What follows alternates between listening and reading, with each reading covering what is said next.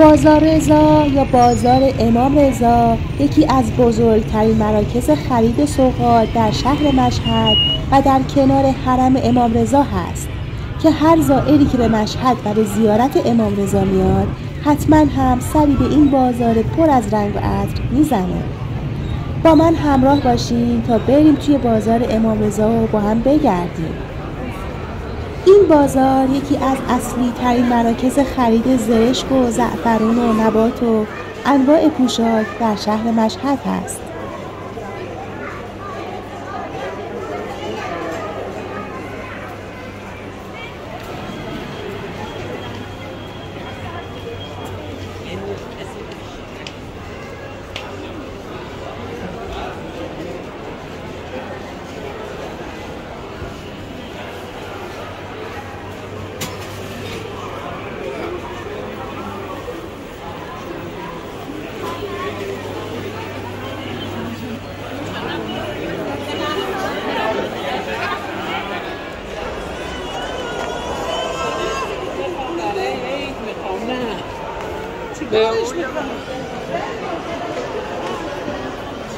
بیا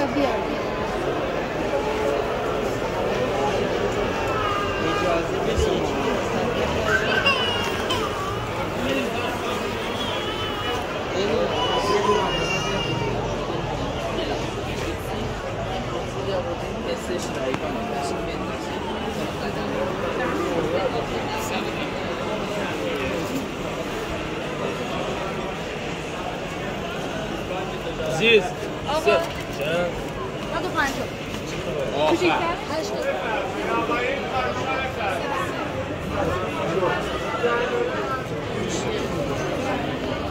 کدوم چه واقعا کمتر اسم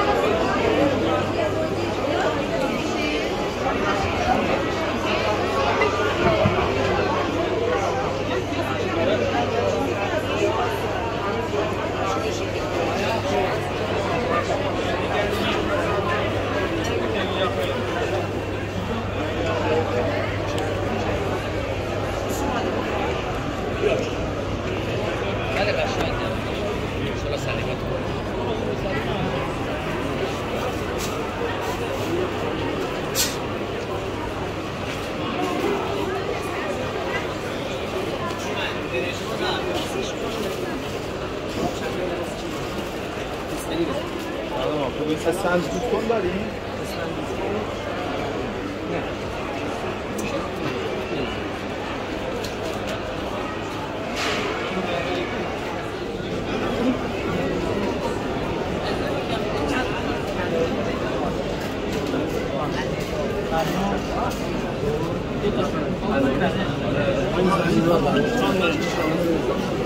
آسان میریزی یا نه؟ دیوونه نکنی یا واسه ببینم باچه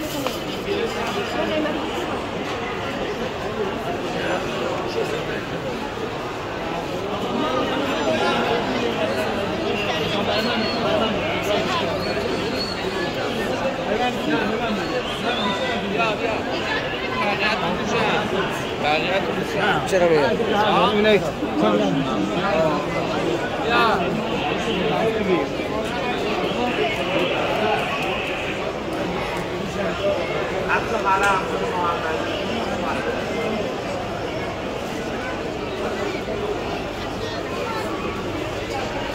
بیا برات اشانتیون گرفت.